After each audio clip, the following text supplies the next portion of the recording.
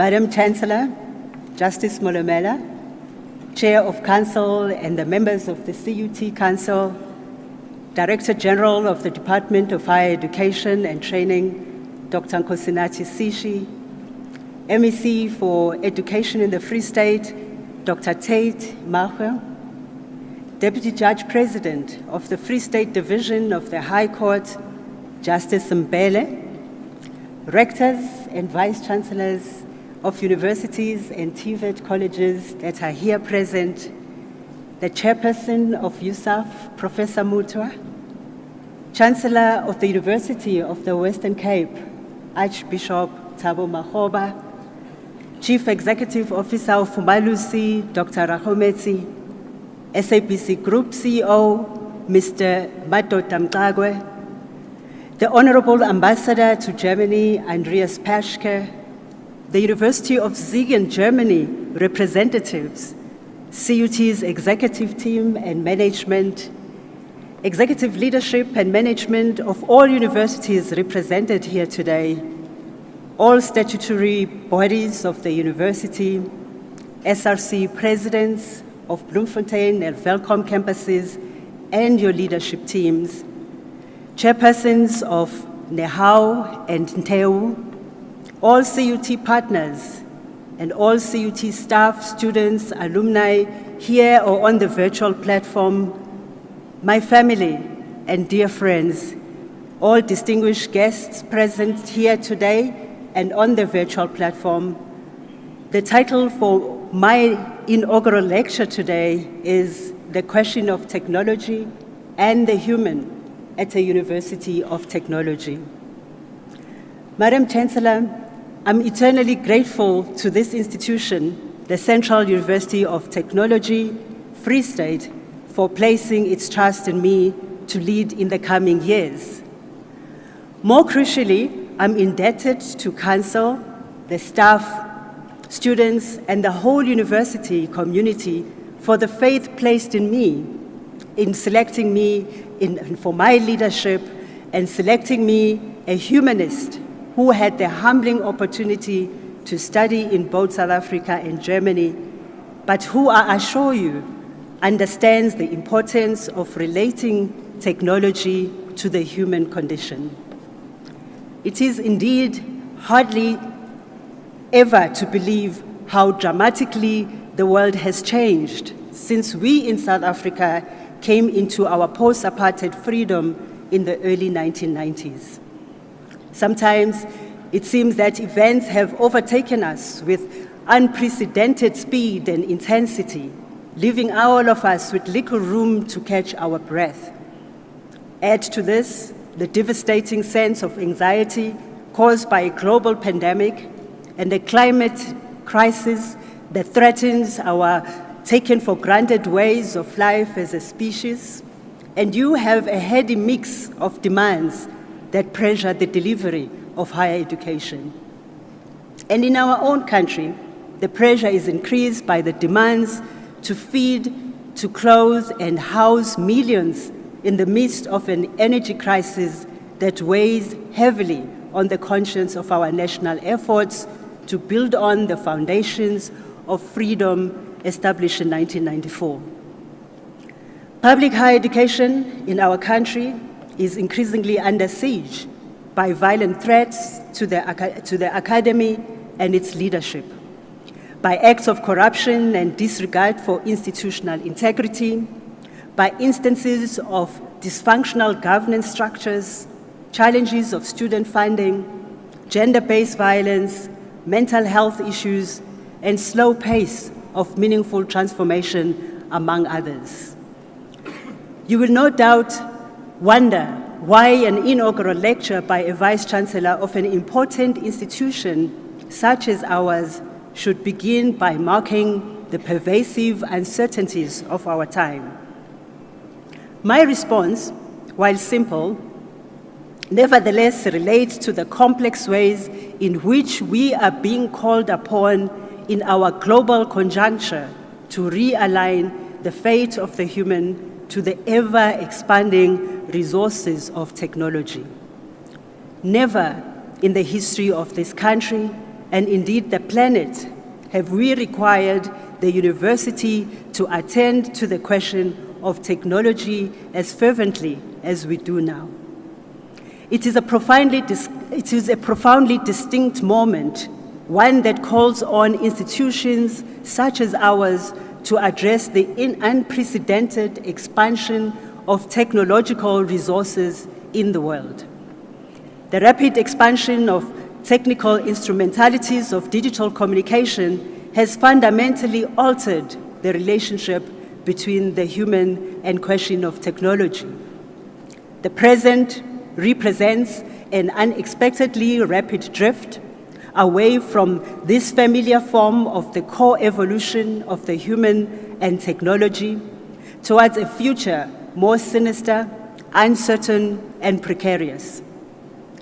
Notwithstanding this dire circumstance, I want to believe that there is little that could reawaken the sensibilities of our universities of technology, in particular than this global predicament with which we are henceforth destined to become increasingly acquainted. In keeping with this hopeful tone, allow me to begin by offering a more affirming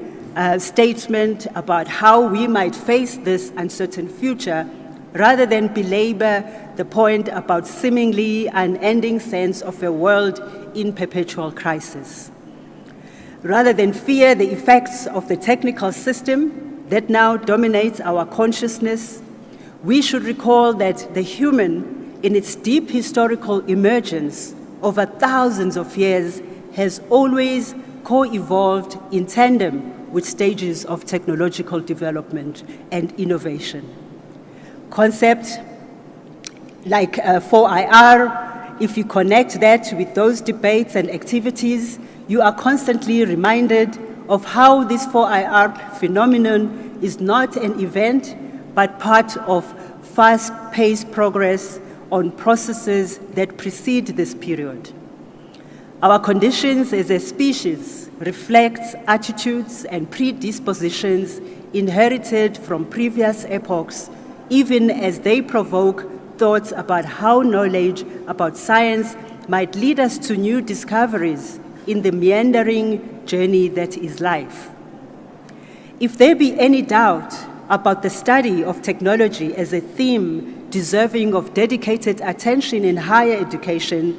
we must note that there has never been an instance of human development or human catastrophe that has not been affected by the inventions of the spheres of instrumentalities and machinic intensities. The use of tools has effectively distinguished us from other living beings of the animal world. This we know all too well.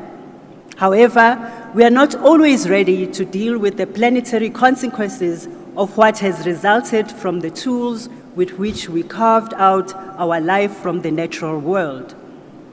Today, we speak about the planetary crisis of climate change being brought about by human interventions in nature that place us in the unenviable midst of what scientists and humanists agree is an era that we can call the Anthropocene. The Anthropocene, as you know all too well, is a period in our evolution that is identifiable as a new geological state when the human, for the first time, in deep time, is responsible for fundamentally altering the planetary conditions of life. And not to make too fine a point, this alteration of planetary existence has been significantly aided and abetted by the developments and inventions in technology, especially 2 centuries of industrial production and its waste products. We know, for example, that the 19th century scientific revolution, second law of thermodynamics, helped to redirect anthropic sources of energy towards the end of capitalist production. What followed was a rapid transformation of the world. The global shifts from feudalism to slavery to industrial production in the 19th century that brought about the colonization of Africa, Asia, and Latin America was enacted through the revolutions in thermodynamics, particularly the violation of the second law that brought anthropic and disorderly forms of energy into ordered control. In the 20th century, a revolution in communication technologies fundamentally altered the global conditions of racial and ethnic subjection, leading to an imperialist grab of elementary and primary materials such as gold and diamonds that propelled humanity into a devastating First World War. But we would be remiss not to acknowledge that the circumstances of a world war also gave rise to a generation of thinkers of the Black Atlantic who recognized that the quest for freedom was being set back even further for those who found themselves on the wrong side of the history of Atlantic slavery. The convergence of a new racial order after World War I and industrialization provided the ferment for intellectuals such as Sol Plaatje, Charlotte Maxeke, Dr. Abdurrahman Mohandas Gandhi, and Silas Molema, amongst who emerged in South Africa in the early 1900s.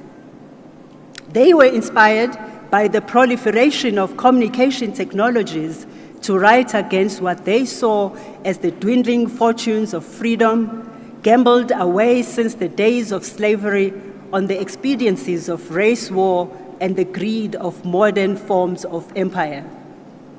More recently, with the rise of apartheid in South Africa in 1948, we have seen a model of technological revolution in automated machines through the science of cybernetics that resulted in a devastating racial and ethnic experiment in population control from which we are still seeking to emerge. These shifts, and in the core evolution of human and technology that produced